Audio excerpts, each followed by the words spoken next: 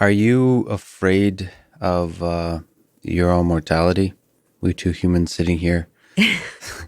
Yeah, Do I you think? Do you ponder your own mortality? I mean, you're somebody who thinks about your brain a lot.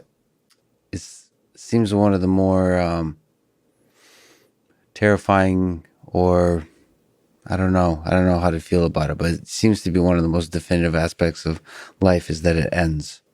it's a complicated answer, but I think the best I can do in a short snippet would be to say, for a very long time, I did not fear my own mortality. I feared the I feared pain and suffering. So that's what I feared. I feared being harmed or dying in a way that would be painful. Um, but I didn't fear having my life be over. Now, uh, as a mother, I think I have fear. I fear dying before my daughter is ready to be without me. That's what I fear. It's that's really what I fear. And frankly, honestly, I fear my husband dying before me much more than I fear my own death. There's that love and social attachment again. Yeah, because I know it's just I'm gonna feel like I wish I was dead. Yeah. A final question about life. What do you think is the meaning of it all? What's the meaning of life? Yeah, I think that there isn't one meaning of life. There's like many meanings of life. And, you use different ones on different days. But for me, Depending on the day. depending on the Yeah. day, but for me, I would say sometimes the meaning of life is to understand, to make meaning, actually. The meaning of life is to make meaning. Sometimes it's that. Sometimes it's to leave the world just slightly a little bit better than it like the Johnny Appleseed view. Yeah. Sometimes the meaning of life is to,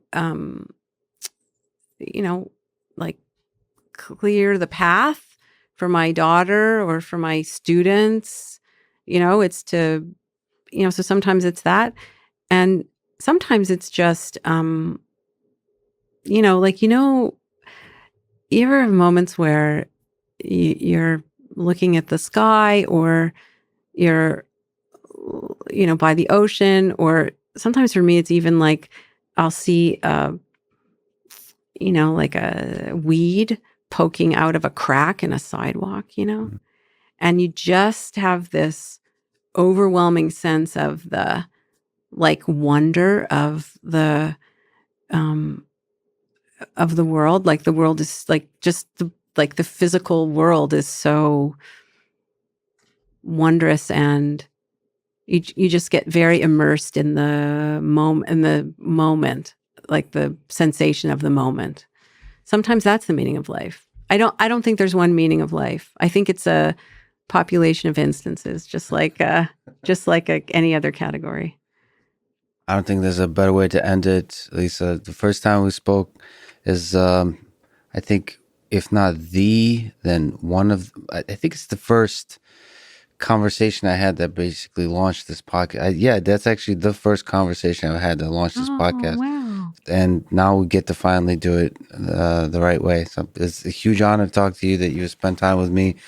I can't wait for hopefully the many more books you write. Certainly can't wait to. I already read this book, but I can't wait to listen to it, because, as you said offline, that you're reading it, and I think you have a great voice. You have a great. I don't know what's the nice way to put it, but maybe NPR voice Thank in the you. best version of Oh, what thank that you. is. Thank So you.